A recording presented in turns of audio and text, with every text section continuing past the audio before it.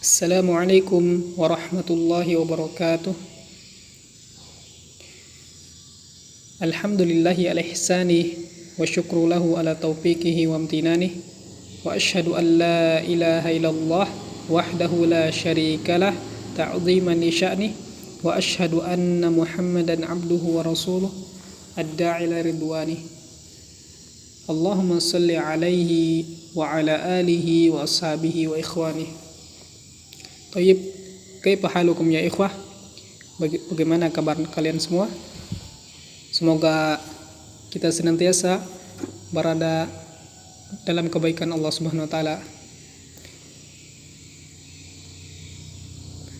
Hari ini kita akan melanjutkan pelajaran kita dari kitab Mukhtarat Qawaidul Lughatil Arabiyyah, yaitu ringkasan kaidah-kaidah bahasa Arab. Tayyib, sebelum kita melanjutkan pelajaran, mungkin sebagian dari kita ada yang bertanya, kenapa kita harus mempelajari bahasa Arab?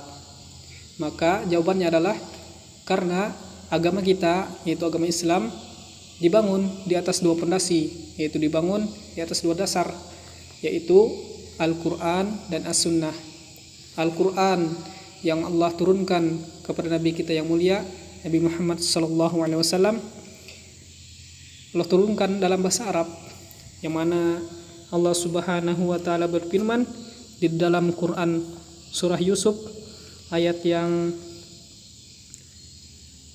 kedua. Allah Subhanahu wa taala berfirman, "Inna anzalnahu Qur'anan Arabiyyan la'allakum ta'qilun." Allah Subhanahu wa taala berfirman, yang artinya sesungguhnya kami menurunkan berupa Quran berbahasa Arab agar kamu mengerti. Demikian juga Allah Subhanahu wa taala berfirman di dalam surah Ar-Ra'd ayat yang ke-37. Allah Subhanahu wa taala berfirman, "Wa kadzalika anzalnahu hukman arabiyyan wa la in ittaba'ta ahwa'ahum ba'da ma ja'aka minal ilm ma laka minallahi min waliyyin wala waq." Yang artinya, dan demikianlah kami telah menurunkannya, yaitu Al-Quran, sebagai peraturan yang benar dalam bahasa Arab. Sekiranya engkau mengikuti keinginan mereka setelah datang pengetahuan kepadamu, maka tidak ada yang melindungi dan yang menolong engkau dari siksaan Allah. Maka kita sebagai umat Islam, yang mana Allah Subhanahu wa taala perintahkan untuk mengikuti Al-Quran dan nabinya, maka harus kita mempelajari bahasa Arab. Demikian juga sunnah Nabi sallallahu alaihi wasallam berbahasa Arab. Maka kita harus berusaha untuk mempelajari bahasa Arab. Kita harus bersemangat mempelajari bahasa Arab, karena bahasa Arab ini adalah bagian dari agama kita. Walaupun ada di antara kita yang kesulitan dalam mempelajari bahasa Arab, maka kita harus tetap semangat, karena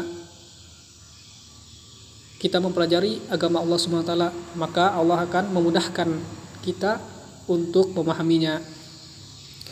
Dan jangan lupa untuk senantiasa mengikhlaskan niat kita dalam mempelajari ilmu agama, karena dengan ikhlas, dengan tulus, maka Allah Subhanahu wa taala akan senantiasa mudahkan kita untuk memahami agamanya.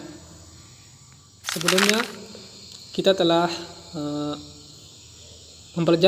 kita telah membahas tentang al-babul awal muqaddimah, yaitu bab pertama muqaddimah, yang mana di bab awal ini kita telah mempelajari tentang kalam, al-kalam, yang mana artinya susunan kata kalimah yang mempunyai arti sempurna. Dan kata itu dibagi menjadi 3 macam, yaitu isim, fi'il, dan huruf. Yang pertama yang kita telah pelajari isim. Apa itu isim?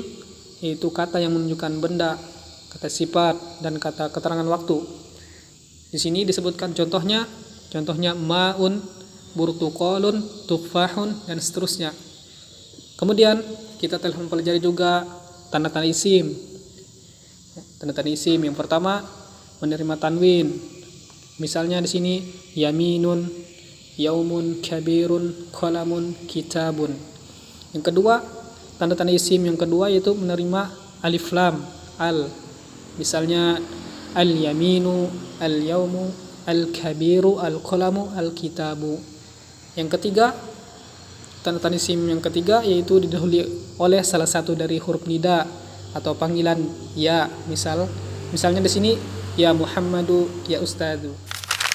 Kemudian tanda-tanda isim yang berikutnya yang keempat yaitu diawali salah satu dari huruf jar. Misalnya alal kursiyin, fil baiti. Dan di sini disebutkan, kita telah mempelajari di sini macam-macam huruf jar. Min, ila, an, ala, fi, ka, bi, li. Kemudian yang kelima, tanda-tanda isim yang kelima yaitu bersambung dengan isim lain atau kata majmuk. Misalnya kitabun nahwi, kitab nahwu. Kemudian baitu Muhammadin, rumahnya Muhammad. Yang B, fiil. Apa itu fiil? Kita telah mempelajari tentang fiil. Fiil adalah kata kerja yang menunjukkan waktu tertentu. Kemudian fiil juga terbagi menjadi 3 macam. Contoh yaitu yang pertama fiil madhi. Fiil madhi yaitu kata kerja waktu lampau. Contohnya alima, nasara, sami'a, kataba, jalasa. Yang kedua fiil mudhari. Fiil yang kedua itu fiil mudhari, kata kerja waktu sekarang atau akan datang. Contohnya ya'lamu, yansuru, yasma'u, yaktubu, yajlisu. Yang ketiga fiil amr, yaitu kata kerja perintah. Contohnya i'lam, unsur, isma', uktub, ijlis. Yang ketiga C, huruf, yaitu kata yang kurang berfungsi kecuali apabila bersambung dengan kata yang lain, yaitu isim atau fiil bersambung dengan isim atau fiil. Contohnya hal. Di sini contoh dari huruf hal, wa, summa, inna, au, qad, saufa. Nah, sekarang kita melanjutkan pelajaran kita pada hari ini yaitu al-babu tsani, al-ismu min haitsu qawaidu sorfi. Bab yang kedua, isim ditinjau dari kaidah shorof. Di sini disebutkan kaidah shorof artinya apa? Kaidah khusus pada pembentukan kata dan perubahannya baik karena pengurangan atau penambahan huruf.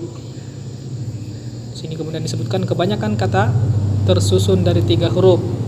Kemudian diikutkan pada wazan timbangan fa'ala. Di sini ada contohnya, ada 5 contoh. Contoh yang pertama fa'ala, fiilnya jalasa, fa'ila, syariba, fa'ula, karuma, fa'ala, daqqa, fa'ala, farra. Kemudian kita masuk ke pasal yang pertama, al-faslul awal, al-ismu bin nadhari ila bunyatihi. Isim ditinjau bangunan huruf akhirnya. Isim ditinjau dari bangunan huruf akhirnya ada 4 macam, yaitu A, isim maksur, isim yang diakhiri dengan huruf alif, yang huruf sebelumnya berharokat fathah. Di sini disebutkan contohnya ad-dunya, al-mustashfa, al-mustafa, al-asa, al-fata, al-huda. Yang mana dari contoh yang disebutkan semua isim diakhiri dengan huruf alif, yang huruf sebelumnya berharokat fathah.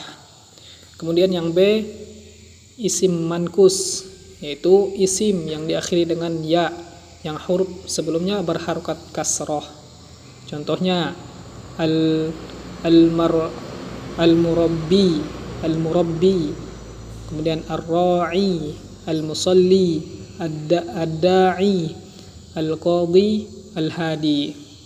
Kemudian di sini ada catatan, apabila alif lam dihilangkan dan huruf terakhir tidak berharokat fathah, maka huruf ya juga dihilangkan, lalu huruf sebelum ya tadi dikasroh tain. Contohnya murabbin, al-murabbi jadi murabbin, ra'in, musallin, da'in, qadin, hadin. Kemudian yang C, isim mamdud, yaitu isim yang diakhiri dengan huruf hamzah, yang sebelumnya adalah huruf alif. Contohnya dawaun, iqtidaun, binaun, samaun, insyaun, ibtidaun. Kemudian yang D, isim sahih, yaitu isim yang tidak diakhiri dengan 3 huruf di atas, yang tidak diakhiri dari isim-isim yang di atas. Contohnya qalamun, daftarun, saburatun, mimsahatun. Mungkin demikian pelajaran kita pada hari ini. Lebih dan kurangnya mohon dimaafkan. Sebagai pengingat terhadap pelajaran kita yang telah kita pelajari, maka senantiasa dibaca dan diulang-ulang. Kemudian pengertian-pengertiannya maka dihafal. Semoga Allah Subhanahu wa taala memudahkan kita untuk mempelajari agamanya seperti bahasa Arab ini. Sebelum kita menutup pelajaran kita pada hari ini, mari kita membaca doa kafaratul majelis. Subhanakallahumma wa bihamdika asyhadu an la ilaha illa anta astaghfiruka wa atubu ilaik. Assalamualaikum warahmatullahi wabarakatuh.